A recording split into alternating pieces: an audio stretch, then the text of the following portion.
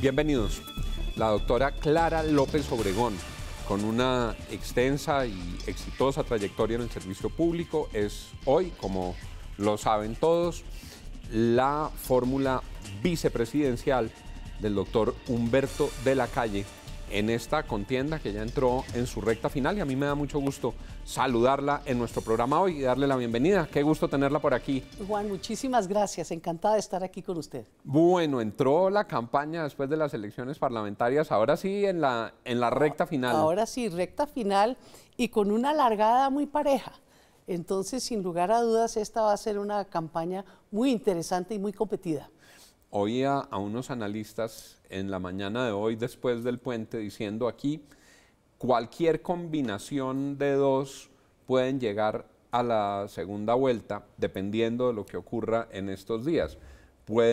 Hay 4 o 5 candidatos que están más bien cerca, las parlamentarias dejaron fuerzas parlamentarias más bien parejas. ¿Cómo están sintiendo ustedes en la campaña del doctor de la Calle este proceso? Bueno, nosotros hemos sido los abanderados de una gran coalición democrática. Humberto de la Calle hablaba de la coalición enorme, que desafortunadamente no la pudimos conformar para que fuéramos todos a consulta en estas elecciones pasadas, y solamente fueron 2 sectores, el sector de Iván Duque y el sector de Gustavo Petro. Yo pienso que ya de cara a la primera vuelta están bastante firmes las propuestas. Lo que no me queda la menor duda es que para la segunda vuelta sí vamos a tener que hacer alianzas, porque ninguno solo llega. Para primera vuelta será difícil mover ya las llaves, porque, bueno, Antanas Mockus dijo, me pongo de rodillas, doctor de la Calle, doctor Fajardo, júntense, me pongo de rodillas.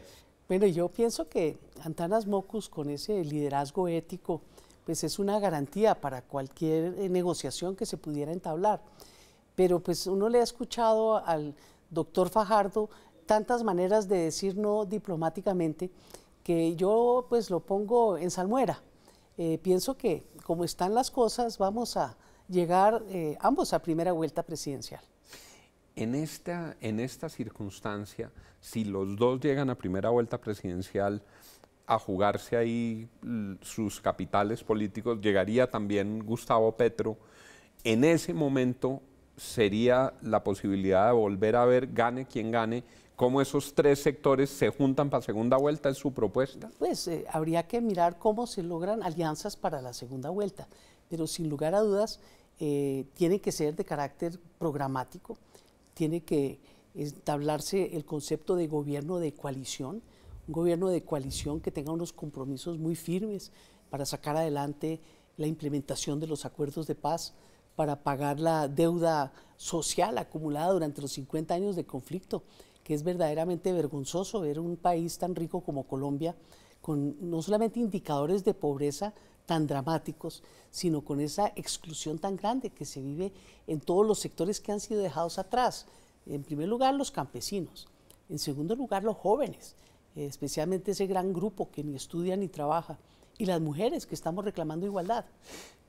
Nosotros que conversamos en público de tiempo en tiempo, y a mí me da mucho gusto, yo tengo recuerdo de una conversación con usted diciéndome, es que nosotros tenemos que lograr una coalición grande. Usted ha sido de las primeras abanderadas, incluso antes que el doctor de la Calle. Si eso es así, si es muy difícil antes de primera vuelta, pero hay que buscarla para segunda vuelta, ustedes están anticipando, digamos, una gran coalición del centro hacia la derecha y otra gran coalición del centro hacia la izquierda. Pues yo pienso que así están las apuestas del país, y sería muy interesante que en la segunda vuelta presidencial se pudieran mirar los 2 modos de mirar el futuro de nuestro país.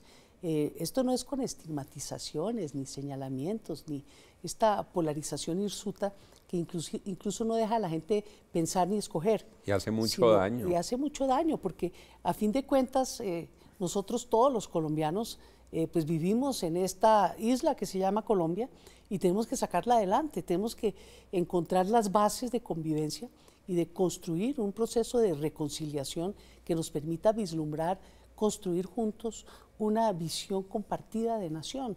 Entonces, sin lugar a dudas, sobre esa base de que tenemos puntos comunes en los que podemos tocar, sí el énfasis es fundamental. Yo pienso que una coalición amplia, grande, de centro tirando hacia la izquierda, lo que le promete al país es, por lo menos en cabeza de Humberto de la Calle, un cambio social sereno, tranquilo, sensato.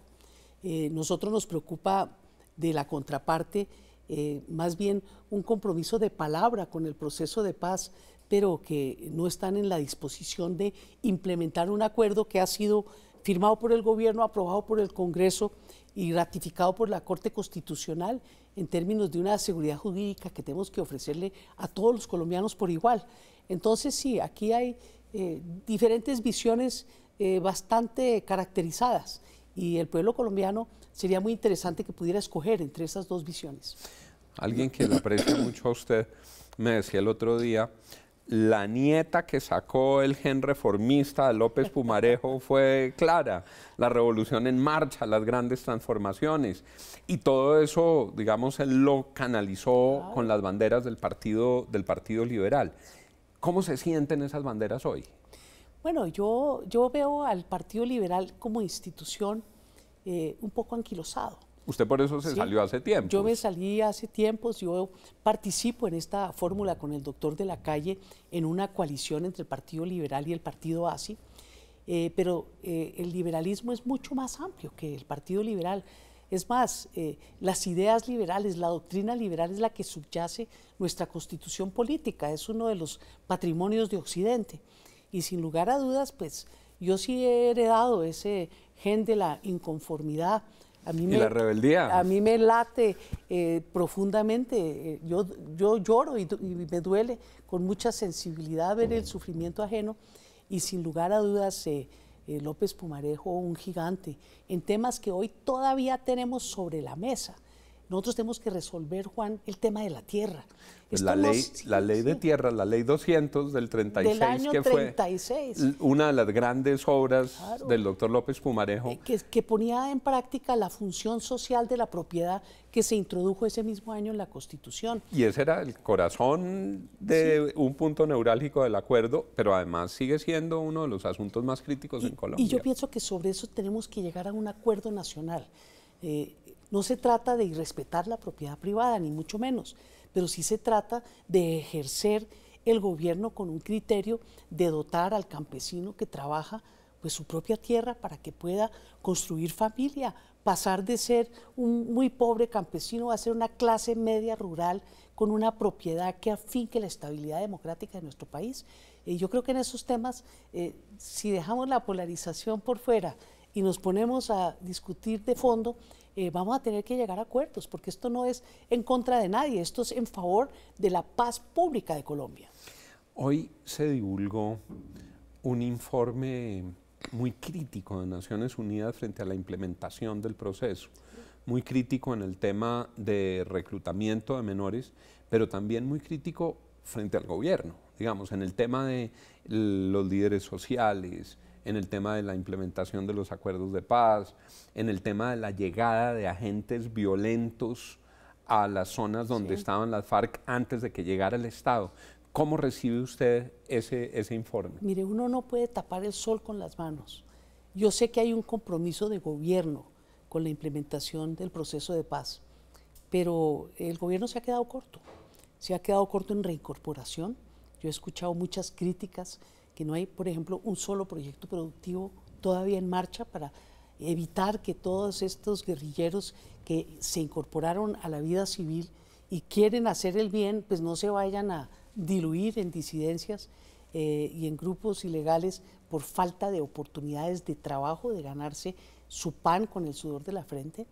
En materia de implementación legal, en el Congreso de la República hubo demasiados traspiés, tanto que la jurisdicción de las víctimas se quedó por puertas, lo mismo que el catastro, que es un tema fundamental para la formalización de la propiedad rural en nuestro país.